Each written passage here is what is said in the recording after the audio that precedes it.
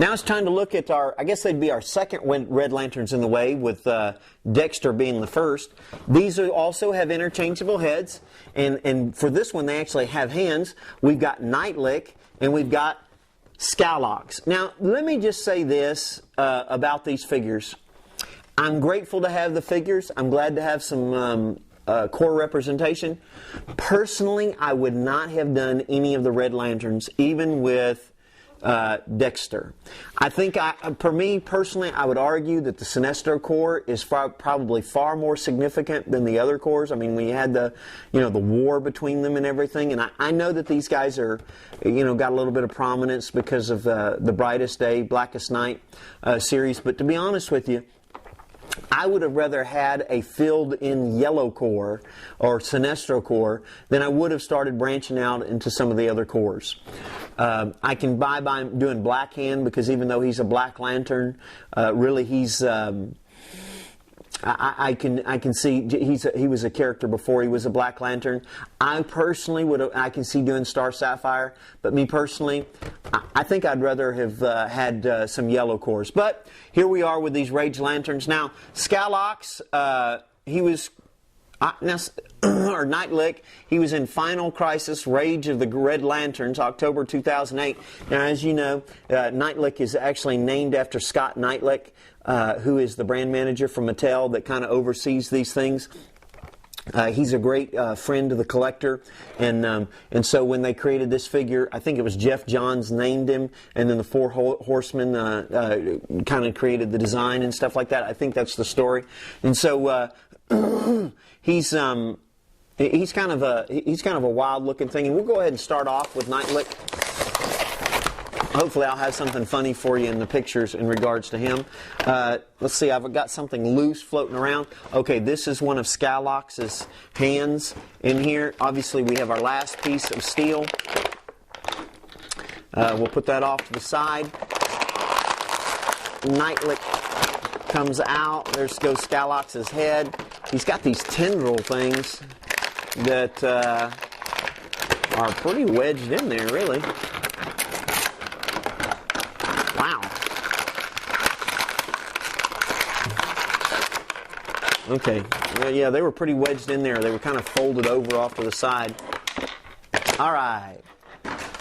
So here we are with Nite. He's got a really wild head sculpt, doesn't he? He's got some skulls of some of his victims there. Got some stuff floating around. That's part of his hairpiece. So I guess, I mean, you can take those off. I mean, that's pretty wild to have pieces of your head, and then I guess kind of like his hair. And he's got, instead of braids, he's got the skulls. You can pull those out and around. I kind of like him with them wrapped around him. He's got these cool hands. Look at that. I mean, those are kind of neat. And he's got these tendrils that he could wrap around. Personally, I think I wish they were a little bit longer, simply because I could have, like wrapped them a little bit better and hooked it in. Sodom yat, Sodom yat, Sodom yat. The greatest Green Lantern. You might be Nite, but I'm a Daxamite, bud. Heat vision. He's good. Anyway, moving right along. So here we've got Nite. I mean, this is a very well adorned figure. It's got some very cool paint applications in the hands and things like that. The head sculpt is just, it's wild. You can kind of get a good look at him there. You can be able to look at him closer up. Now with him, this is kind of interesting the way they did this, at least so far from what I can see. His hands, I mean, these are fairly, whoa.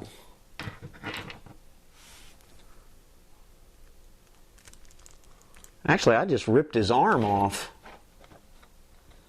But that doesn't even look like there's a pin in it.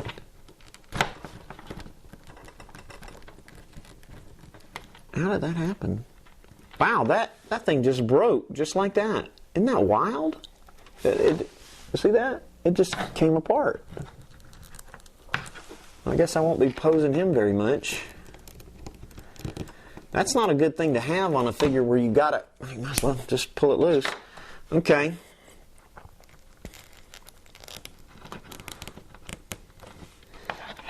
And so you're going to have to watch that and pulling these hands apart. And I don't think there's a way to fix that because it just snapped. So anyway, now it's hard to stay on. Now with this one, I'm going to do it a little bit different.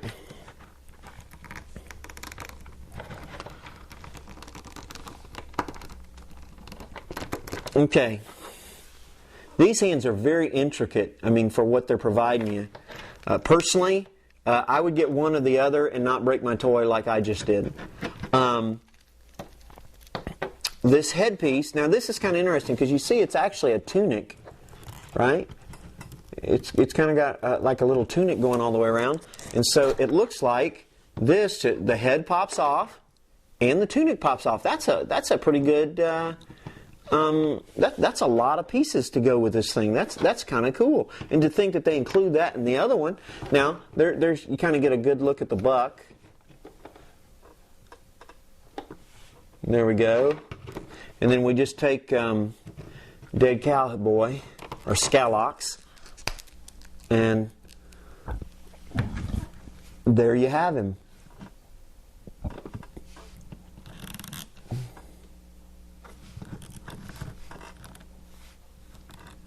I mean, he's a buck-tooth wonder, isn't he?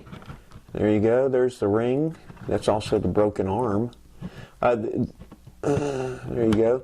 One thing about these, they are the paint jobs look nice, but my arm keeps. It's not going to stay on there because that piece is, it's snapped. I think what I'll do is I'll leave him like that, and then hopefully I won't break the other one. That's got to be fixed. I mean, it shouldn't have come off that easy, especially on a figure where I'm going to have to remove his hands. And you saw what a challenge I had. Got nice horns there. This is a pretty wild figure. He would go good with a Jonah Hex figure, wouldn't he? Because you got a dead cow head, and then you got Jonah. That kind of goes together. Anyway, all right, let's go ahead and look at them together.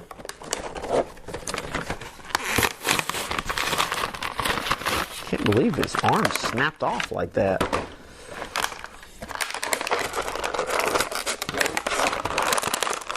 Now he's already comes in the Skallox formation here. Now those come out a whole lot easier. So there we got our extra hands. Now look at how they bundled this. They bundled it all together inside of there. Got a little plastic wrap around it. That is a huge accessory for a figure. I mean, if you had to choose between buying one or the other, I mean, they put a lot in that, don't they? That's wild. I mean, when you figure you get all of that just as an accessory plus Steel's leg, I mean, that's pretty wild. So anyway, if I want to, I've got 2 Skallox. There, but I want a Nite lick. So, you know what? I'm not even going to risk it. I'm going to put this guy's stuff back on. I'll just leave that other stuff apart. I'll go ahead and slip my tunic on. I got my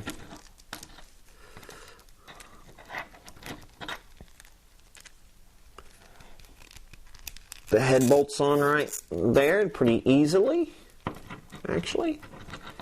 Let me be watchful with this other one. Make sure when you're switching these hands, grab the wrist. I thought I had a good grip at the joint.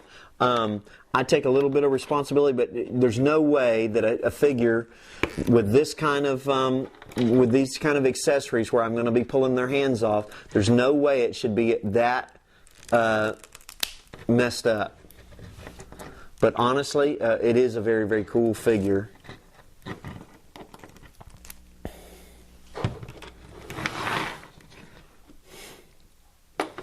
And see, there you go. I have them both right there. So we have 3 Red Lanterns represented in this line.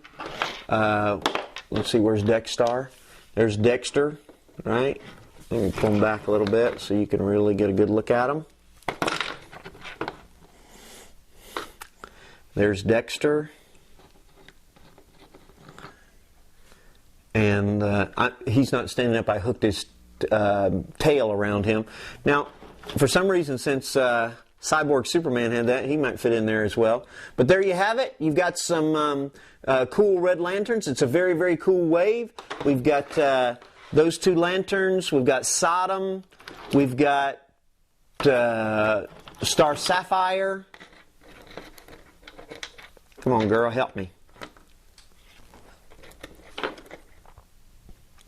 Chlorophyll.